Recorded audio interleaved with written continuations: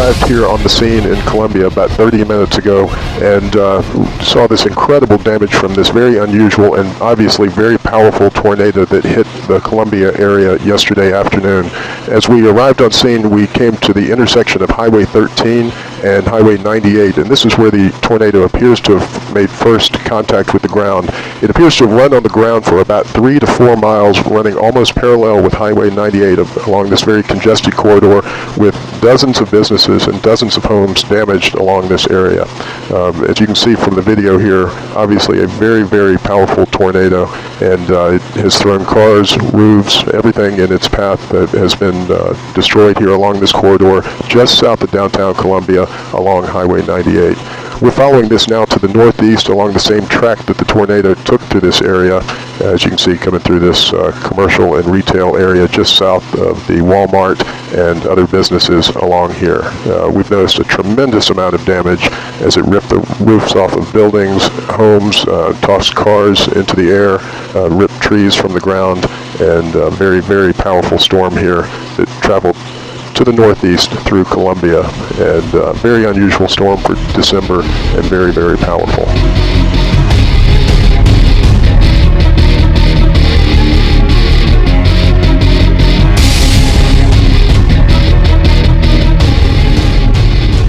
In Alabama, a 3-year-old boy's dramatic escape from a fire was captured on video. Take a look at this.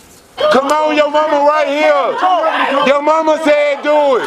Oh, he got it.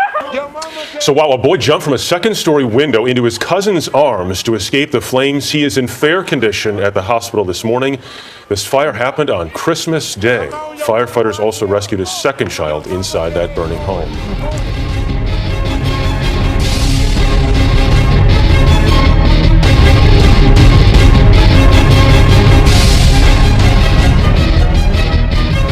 Hello everyone, I'm Aisha Sise. We have this breaking news. An Air Asia flight en route from the Indonesian city of Surabaya to Singapore is missing. An Indonesian transport official tells CNN flight 8501 lost contact with air traffic controllers early Sunday morning. The pilot reportedly requested an unusual route before the plane lost contact. The airline says a crisis center has been set up and search and rescue operations are underway. Now there are reports as many as 162 people we're hearing are on board the Airbus 320. The aircraft is like the one you see here on your screens. Indonesian TV reports most are Indonesian, with 3 Koreans, 1 passenger from Singapore, 1 from the UK, and 1 from Malaysia also on board. Now, AirAsia Indonesia issued a statement which reads, "At the present time, we unfortunately have no further information regarding the status of the passengers and crew members on board, but we will keep all parties informed as more information becomes available." We bring in ABC News aviation consultant Colonel Stephen Ganyard in Washington this morning. And Steve, we've heard a lot about what they've found so far, notably a shadow in the depths of that ocean that looks as if the plane is largely intact. What does that tell you about what may have happened at 32,000 feet? Well, it's intriguing, Amy. Think of this now as a crime scene investigation. Every little piece of debris, where it is, the condition it's in, is going to tell the investigators, or at least give them clues to actually what happened. As David was talking about, the debris field and what it looks like is going to be very important. If there is, in fact, a shadow that looks like an airplane under the water, it would suggest that the airplane came down fairly slowly. Maybe it was in a stall, mushing to the ground at maybe 100, 150 miles an hour. It did not hit at a very high rate of speed, which would have dispersed lots of debris all over, and we wouldn't see that shadow. So they'll look at the big pieces. What will they see? Is there a fuselage there? Are both wings attached? If both wings are attached, it tells you something different if just one wing is there. So there are lots of things, lots of clues that we're going to have here, and ultimately we need to get to those black boxes, which will reveal all the details we need. And Steve, if indeed it was a stall and a slow descent, would there have been a possibility of survivors as it hit the ocean like we saw in the Miracle on the Hudson? No, it's not that slow. It's not a controlled ditching where the pilot would have had time to slowly fly the airplane into the ocean. This would have been a violent, unsurvivable event. And up until this year, we're always told that the most dangerous time of being in a plane is at takeoff and at landing, and that when you're in midair, that's typically the safest time. But these incidents this year have certainly given all of us major pause about that advice. You're exactly right. And we don't have answers now, but we will have those answers very soon. Remember, Amy, the key here is in a safety investigation, find out what went wrong and make sure that it never happens again.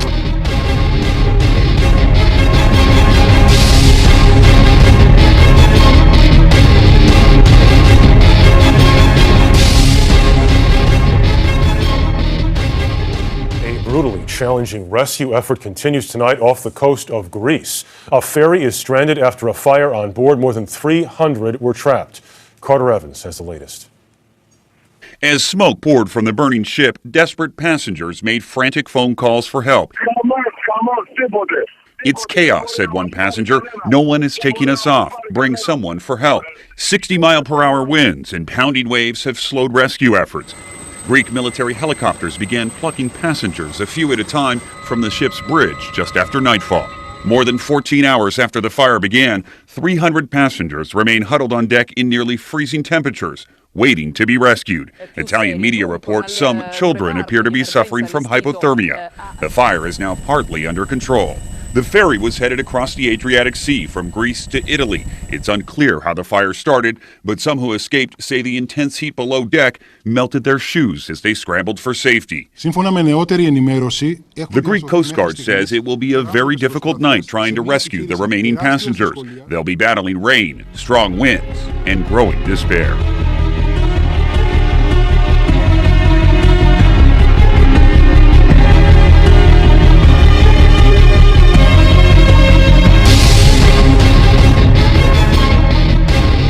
This morning, we're learning of another Air Asia plane in trouble. This time, however, it is in the Philippines. A flight from Manila overshot the runway today in Calibo International Airport. A witness says it made a hard landing and passengers had to use evacuation slides. There is no official word of any injuries, but you can imagine how scary that must have been.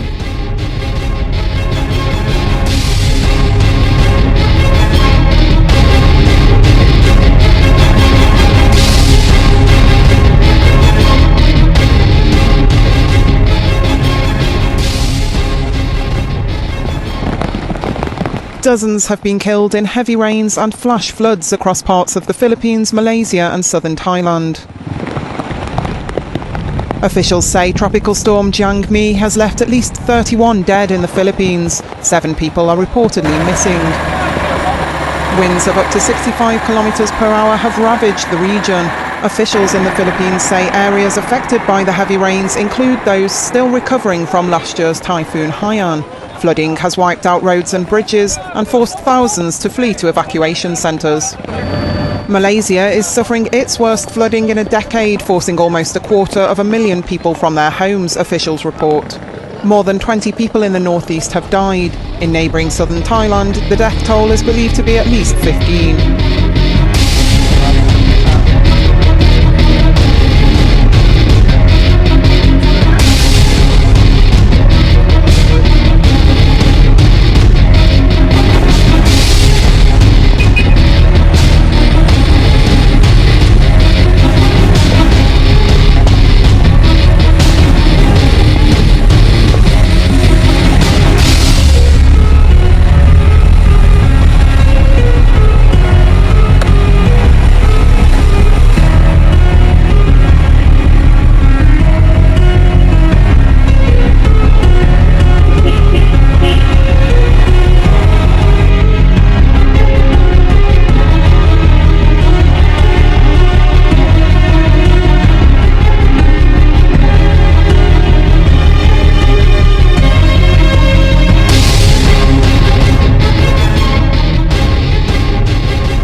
In Shanghai, China, a New Year's Eve celebration went horribly wrong. 36 people were killed in a deadly stampede. Shock and horror in Shanghai after a deadly stampede breaks out at a New Year's celebration on the city's famous riverfront, the Bund. Chinese state media report at least 36 people are dead and more than 40 injured. According to state media, many of the dead were students. Posts on social media show huge crowds packing pedestrian areas along the Huangpu River and emergency workers working on site. Witnesses described scenes of utter chaos. In a hospital waiting room, scenes of grief and mourning with desperate relatives sobbing and wailing for their loved ones. Now, I just want to know what is going on inside the hospital, this woman says. Many relatives had requested to go inside and asked the hospital to give us a list of the injured, including the conscious and unconscious ones who are being treated in there, but nobody got back to us. A witness told China's Xinhua news agency that people were scrambling for dollar-shaped coupons, fake bills that resemble U.S. $100 notes, which were thrown from the third floor of a nearby building.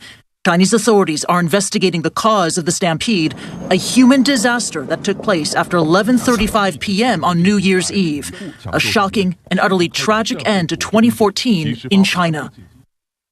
Now, people returned to the Bund today to lay flowers and pay their respects. Again, 36 people dead in Shanghai at a New Year's celebration that turned into tragedy.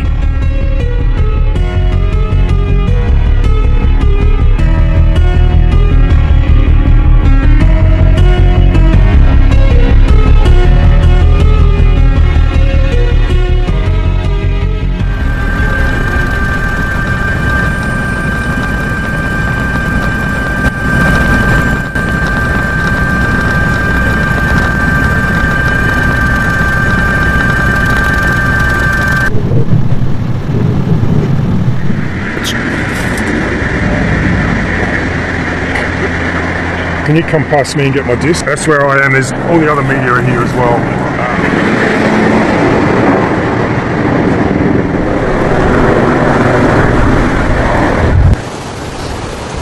I thought I'd come and get a high spot.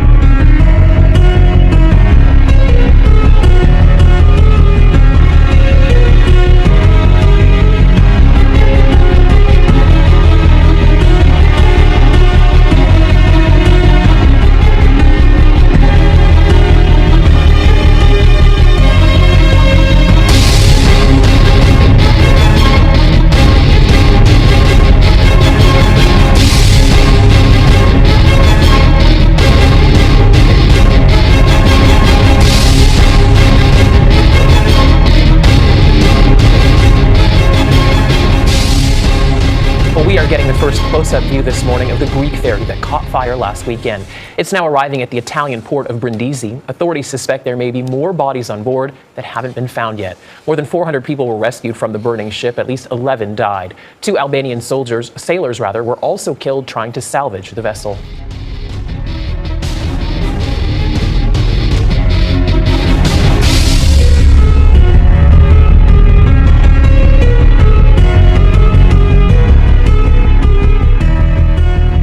Israel's Prime Minister trying to head off a Palestinian bid to join the International Criminal Court, a move that could expose Israel to war crimes complaints.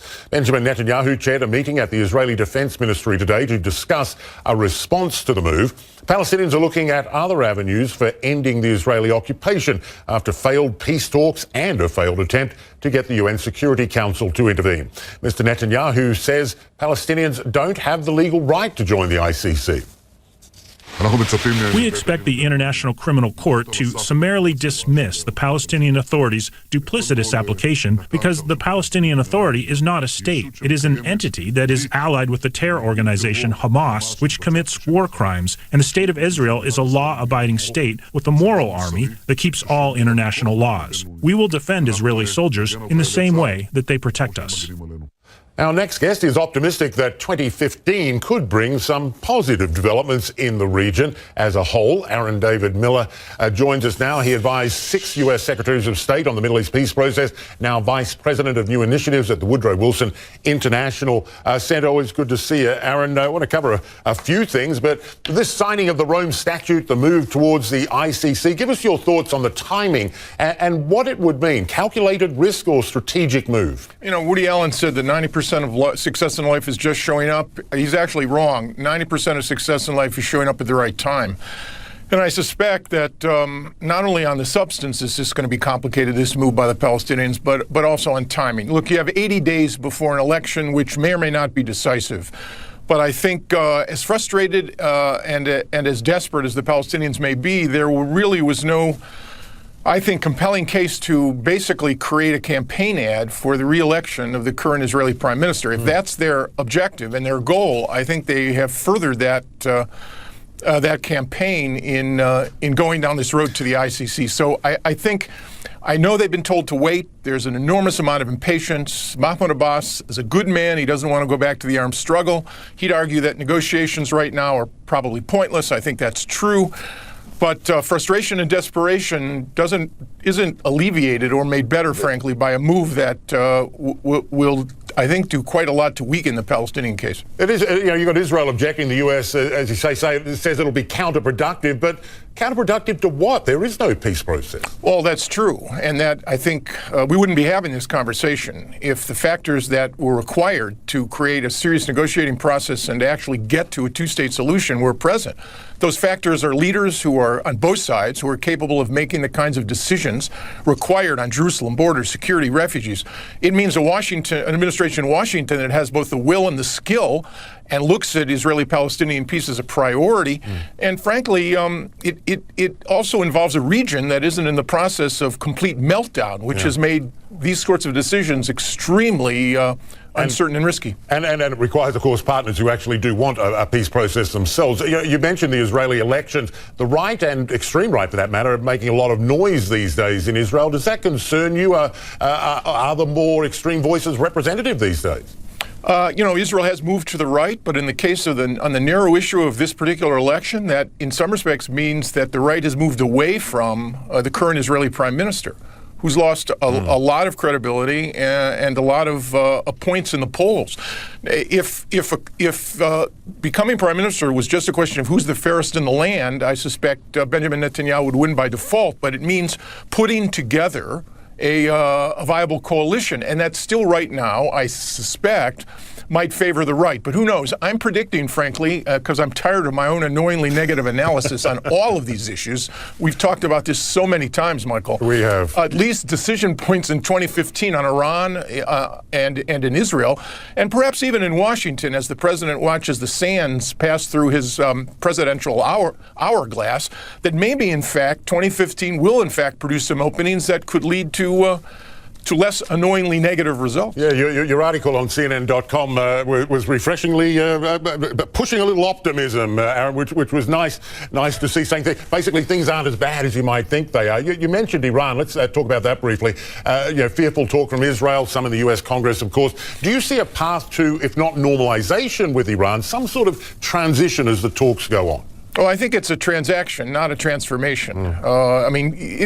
Dealing with Cuba, watch in a Republican-controlled Washington, at least on the legislative side, is going to be complicated enough. I think if, in fact, there is an agreement on the nuclear issue, it's a business deal. It's going to be accompanied by profound distrust on both sides, and by regional objectives between the U.S. and Iran that are actually quite in conflict on matters like Hezbollah and Syria. So, no, if it happens, I think it'll be gradual, incremental. But the question is, will you even get a nuclear deal? I'm suggesting that the alternatives will, in fact, serve to focus the mind, perhaps in Tehran, and maybe, in fact, you can get an agreement. Better than the alternatives. I don't want to let you go without talking Iraq, which is always on my radar. Can you foresee ISIS, notwithstanding a cohesive, functioning, quote-unquote, nation of Iraq, ever emerging from the sectarian mess that exists now and likely won't go away? I think that Iraq, it's going to be very hard to put the Iraqi Humpty Dumpty back together again, or take it to a place where, frankly, in its modern history, it hasn't ever been, which is a coherent, cohesive state with a fair power sharing on economics and politics among Sunnis, Kurds, and Shia. No, I don't think that's where we're going. Maybe, in fact, you can stabilize it, begin to create some measure of equity and fairness among the confessional groups, and brunt, I'm hoping, ISIS's efforts to expand into Iraq. But no, Michael, this is a generational problem. It's a long movie. Next president of the United States is going to be dealing with this one too. Yeah, maybe the one after as well. Aaron David Miller, always a pleasure to have you on the program. A couple of great articles on CNN.com and also foreignpolicy.com. Urge people to check those out. Thank you very much again. Thanks, Michael. Happy New Year. Happy New Year to you too, Aaron.